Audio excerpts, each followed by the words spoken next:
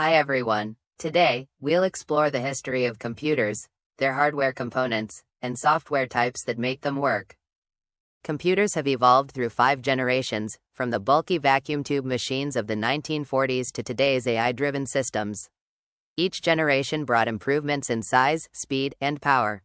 The first generation, 1940s to 1950s, used vacuum tubes for circuitry and magnetic drums for memory.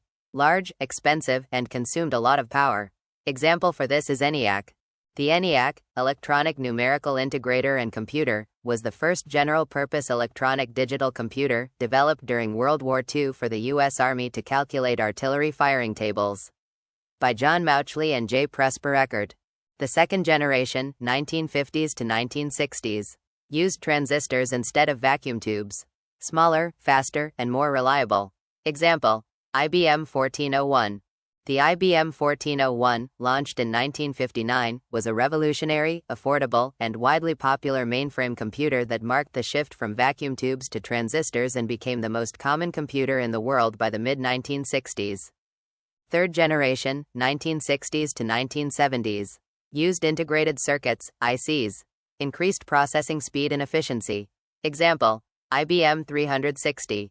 The IBM System 360, launched in 1964, was a groundbreaking family of mainframe computers that revolutionized the industry by offering a single, software-compatible architecture for both commercial and scientific applications across a range of sizes.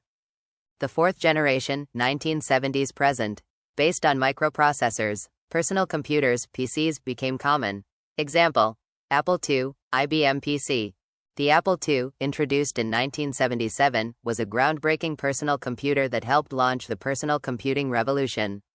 Designed by Steve Wozniak and marketed by Steve Jobs, it was one of the first highly successful, mass-produced microcomputers.